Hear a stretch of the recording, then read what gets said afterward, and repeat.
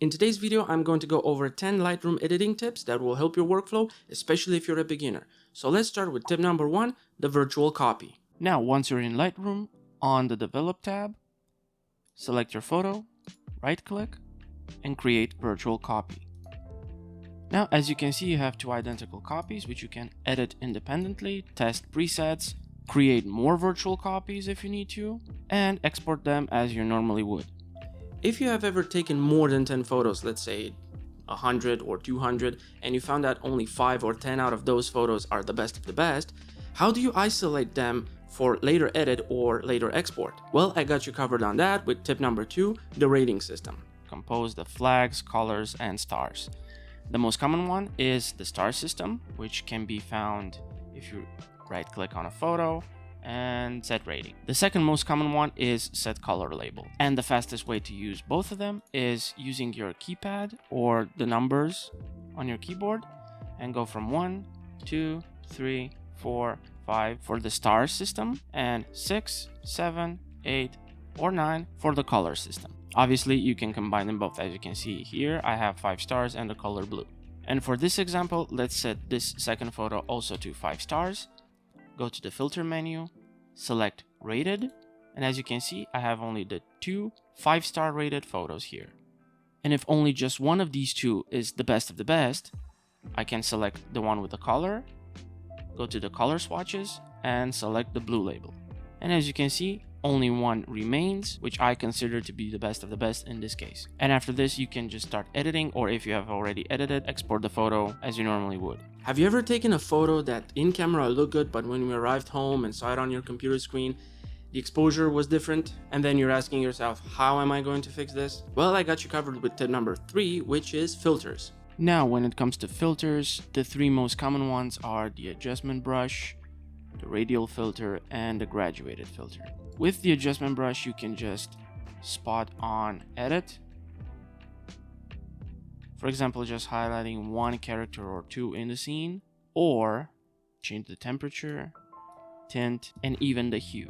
Now with the radial filter, you can create a circle or an oval and edit the exterior, or if you go and click on the invert, you edit the interior of the shape. And with the graduated filter, you simply drag from one direction to the other, and again, edit as you see fit.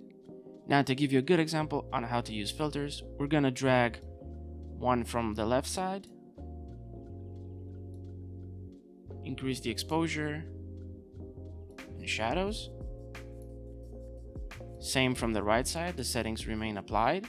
We're gonna take a radial filter, create a semi-oval shape right where the shop is, select invert to affect only the interior, and we're gonna lower the highlights.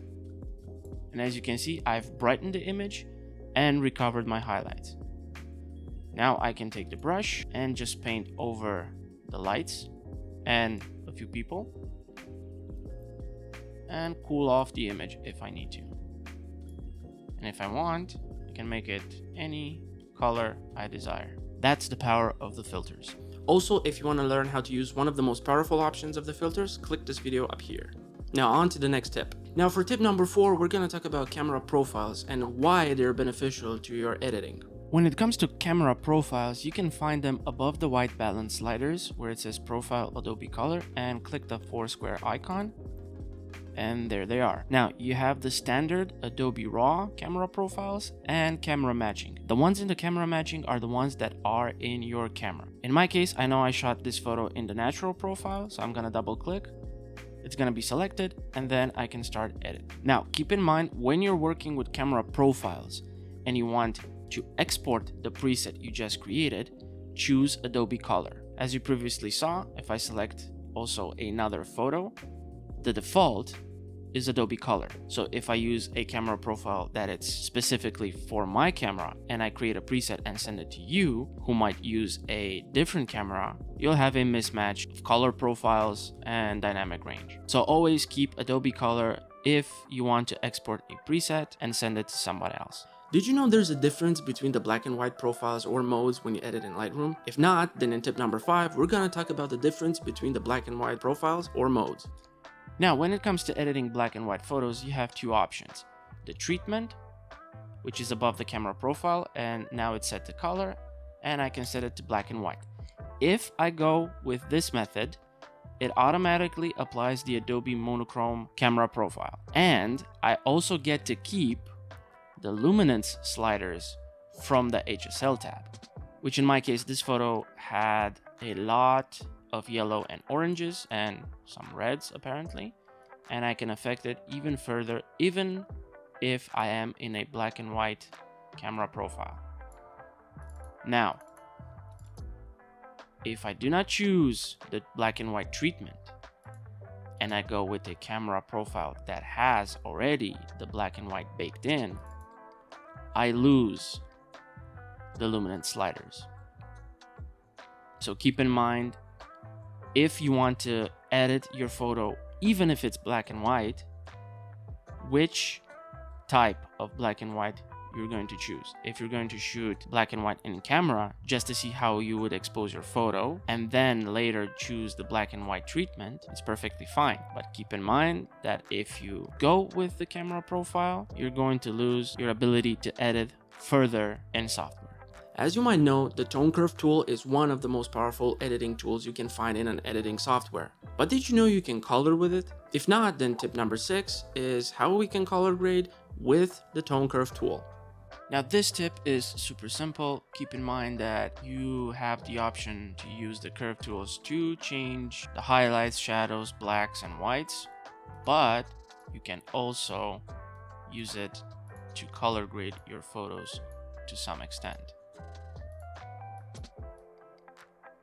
and create insane monsters of photos. Now for tip number 7, we're gonna talk about the color grading tool, but in a different way. Now, in the previous tip, we talked about color grading with the curves, but now we're gonna go the opposite way and talk about not color grading with the color grading tool. What I mean is, you're not obligated to use all of them. Yes, I can color grade, change the blending, change the balance, and so on, but I can also only use the shadow slider, the highlight slider, the midtone slider, without using every other option it offers. Maybe even just one.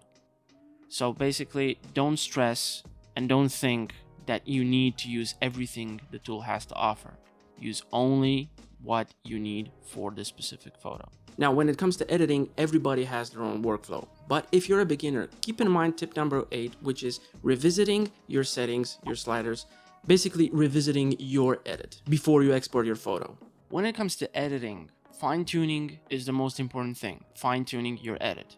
So in this example, we have an edited photo, we have the sliders set to different settings, the curves as well, a bit of color change. But what if I see the result and I'm like, okay, the lights are too bright. Let's change it. Now, my midtones are a bit darker. Let's change that.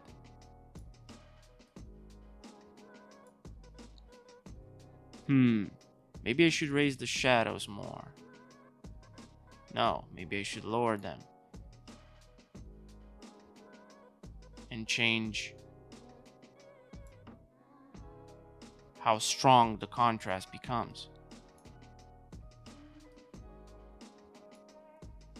Basically, once you've set your sliders to certain values, it does not mean that those have to remain like that until you export the photo. No, change what you need, see the result, go back, change them again until you get the result you want. So in essence, if you set a slider to a certain value, it does not mean it has to stay like that until you export the photo.